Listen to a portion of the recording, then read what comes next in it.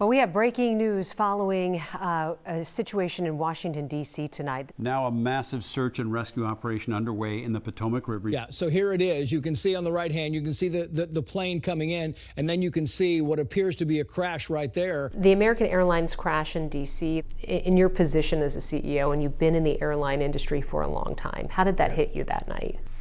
We haven't had a fatal accident before that incident for 16 years, the Colgan accident in Buffalo. So we're just not used to hearing about it. And I was in New York that night meeting with other aviation professionals. I mean, I think my first response is probably similar to everybody else, which is it's a tragedy. There's sadness and concern for the families involved. And I mean, it's just a horrible incident. One of the great things about my industry and the reason we're able to deliver the safety record that we've been able to deliver is that we all work together on improvement. So we're competitors, but when it comes to safety, there's best practices, and if somebody comes up with a better way to do things, we all adapt to that. I know it's got to be one of your biggest fears, but in the aftermath, do they invite a lot of the CEOs to congressional hearings? Do you anticipate that there will be a lot of collaboration? There will be a lot of collaboration. I don't think it'll be at the congressional level. Usually it happens with our regulator, the FAA.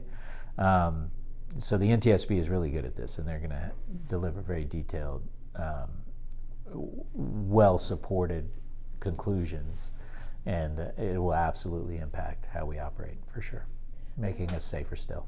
So there's going to be lessons learned from the NTSB investigation specifically to this incident. It's going to affect Sun Country, just like every airline in the U.S., and we all await the investigation results. I know from covering plane crashes, these investigations take a long time. They do. And I know the public sometimes just wants answers immediately. Yes. But maybe you could speak to why it takes so long to complete an investigation like this. Sure. Well, there's an enormous amount of data to be collected. And then that data needs to be analyzed, and it just is a long process. In many cases, there's a long recovery process specifically to the sources of data, black boxes, and then all the parties that interacted with that incident need to be interviewed, and it's just because the results need to be such high quality, it takes a long time to deliver. Any concerns about air traffic control right now? Shortages, the pressure? I'm really proud of our safety record, not just here at Sun Country, but as an industry as a whole. Yeah, I'm concerned about it, and we're doing everything we can to support, legislation that increases funding for air traffic controllers. Those guys, the air traffic controllers themselves, they're all working really hard. My dispatchers sit right over there, interact with air traffic controllers every day, and we're always trying to work with them to make our flight schedule more attainable. The sky is like highways, and there's been a lot of congestion as people's travel patterns have changed post-COVID, particularly in Florida, for example, because everybody's flying that peninsula, and now there's rockets, and so the airspace has gotten incrementally more crowded, and without the infrastructure improvements or the staffing improvements on air traffic control, it's definitely made things challenging. I actually did not think about the fact that Cape Canaveral's so busy now, and how that impacts your business as well. It's a huge deal. So we have to carve out a big airspace for them, and it puts everybody into a narrower window of space. There's no safety concerns, I should call out. But it adds to the list of delays that we can't control. Yeah. In general, how does it feel being a CEO of an airline right now? It's taking more people, more assets to do the same amount of flying than ever before. The transportation guidelines. Yeah. The new guidelines that went into effect in the fall, Sure. where now airlines have to offer a refund if a flight is canceled Sure. or significantly delayed. How is that impacting not only Sun Country, but the airlines in general? Before, those guidelines were about an extended delay, and we interpreted an extended delay as an industry differently. And now they're very prescriptive on what an extended delay is, and so we can all deal with it. There's nothing bad for Sun Country in the new regulations. Sun Country doesn't fly to a lot of destinations on a daily basis. Let's first talk about why. I mean, the market that everybody understands about day of week sensitivity is Vegas. The planes are full going out to Vegas on Thursday and Friday, and they're full coming home on Sunday and Monday. And a lot of our Caribbean markets, there's not a lot of people that want to go to Aruba, so we fly it once a week. And so when these changes happen and when it's the end of the season, like what you alluded to, sometimes there isn't another reaccommodation option which exists on other carriers. So the way we address it, number one, try never to cancel. We live in Minnesota. We're dealing with some challenging weather situations that can't always be guaranteed. The second one is to allow people to self-manage. And then, the third thing is just to try to give more options to customers as it happens, and build the call center in a more efficient way, so that when those things happen, we have more options for them. Is the solution still for the customer to just rebook their own flight if they can't wait for that next flight to come? Yeah, if it's going to be days, then that is the solution. In all cases, when we cancel a flight, you get your money back. So today we offer text. You can text our call center. We have a much more robust call center system and agent capability. And so that's been kind of the marching orders as we took that forward. We need to be more robust, because we're not going to be able to fly a kind of schedule to some of these small Mexican Caribbean destinations that has a lot of redundancy. There just isn't the demand for it. So the only alternative is to try to make it more convenient for customers when and if they get disrupted. A lot of people still have fond memories of getting on a flight, grabbing that cheeseburger and sitting down. Cheeseburger.